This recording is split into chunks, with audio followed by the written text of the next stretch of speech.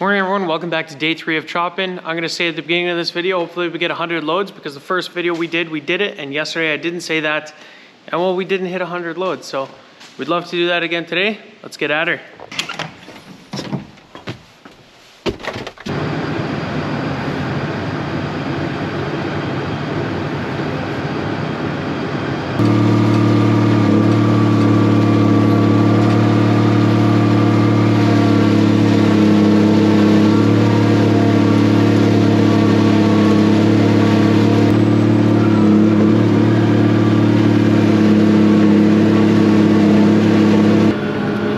This morning, we are doing about 5 minutes per load. That's how long it's taking to fill a truck. And I'm being conservative, 8 tons per load this morning. So that would be 96 tons an hour, so just under 100, which is really good.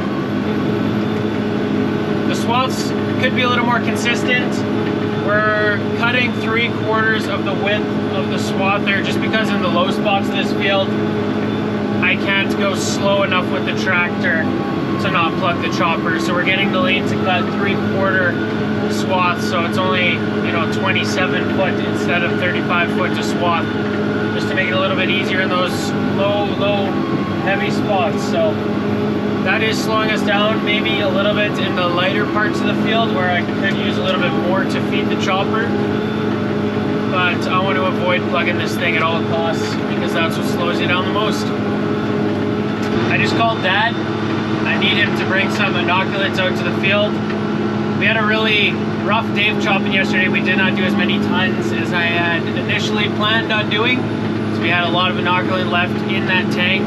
So I wanted to use that up first this morning because the stuff does go bad if it stays in there for too long and gets warm. We're at 159 loads for this field. We did 67 of those loads yesterday. So that's pretty close to 100 loads already, which is crazy. This morning was just going so smooth, everything was working excellently, but we just got a problem with the chopper. The main feeder auger there that brings it all to the center blew a bearing. It's a pretty big one, and we don't have a spare. But what we did do, just in case stuff like this happens, we actually bought a second chopper, an identical one to this one, a little bit older, but pretty much the exact same model. We're just gonna switch the pickup headers from the 2 choppers, and we should be rocking and rolling again.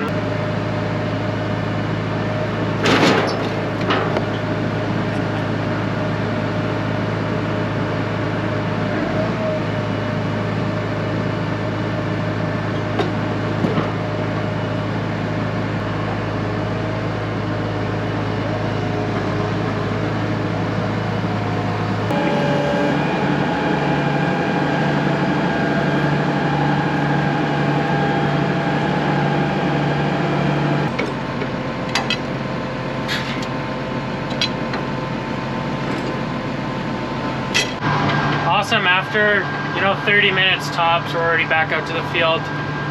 Works pretty awesome. We're pretty lucky to be able to have a spare header and a spare machine laying around.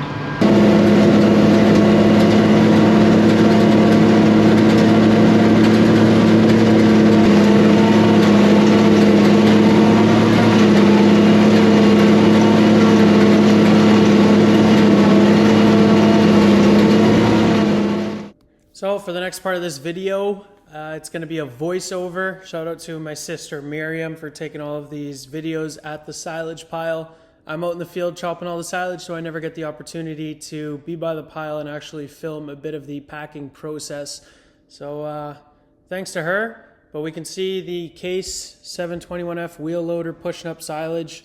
It's a pretty repetitive job, I guess. A load of silage just gets dumped at the base by one of our 3 silage trucks, and then the loader's got to push it all the way up the pile and shape it nicely. But that's not the only thing they're doing. They're also consciously packing down every square inch of silage on the pile. We're trying to push out as much oxygen out of that pile, and that's going to allow it to ferment better.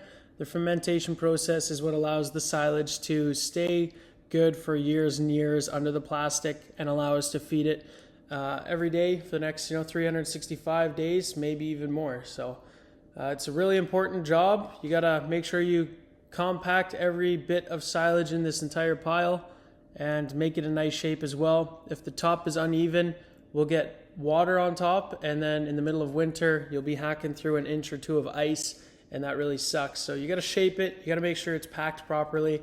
And another thing that we've done over the years is we've only dumped silage at the base of the pile. We never back the back tires of one of the trucks onto the silage pile. This can cause a very dangerous scenario, which we have actually experienced on our dairy farm. One of the trucks backed a little too far up onto the silage pit, and it flopped over on its side. So we always just keep the trucks on a flat surface on that concrete at the base of the pit, so we don't risk that anymore. But yeah, it's a pretty straightforward job at that point. You just push the silage up the pile and make sure it's all packed properly, and then you should be good to go.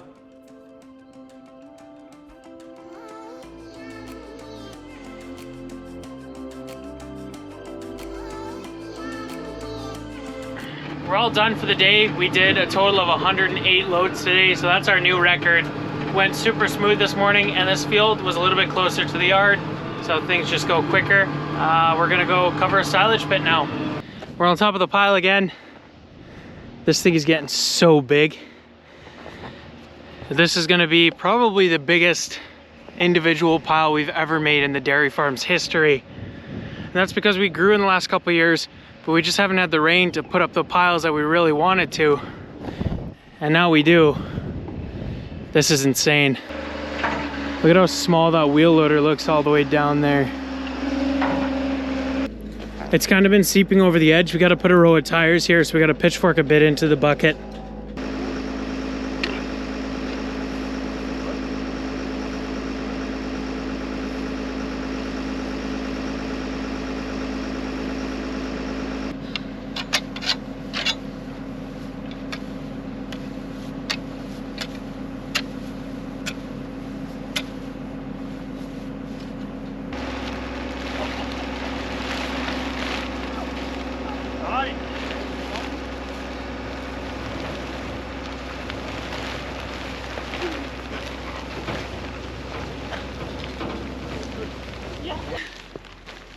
More?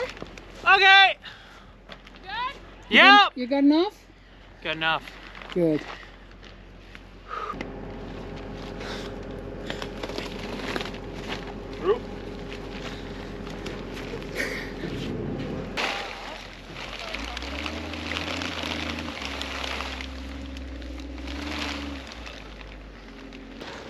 Now we got to put a double row of tires on this entire outside edge. Finish covering the top. That's the old pile. This is what we added this year.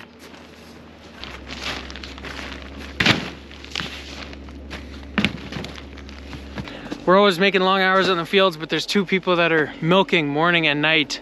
Miriam's one of them.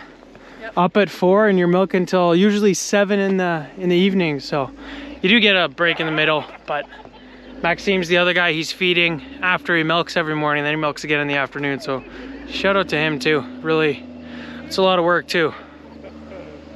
Honestly, it's probably more work than our job. I don't know about that. Maybe. Okay, well that is going to be it for today's video, guys. If you enjoyed, be sure to hit those like and subscribe buttons. Thanks for Miriam for grabbing all the cool push-up shots from the pushing the feet up today. And I hope to see you guys in the next one. See ya.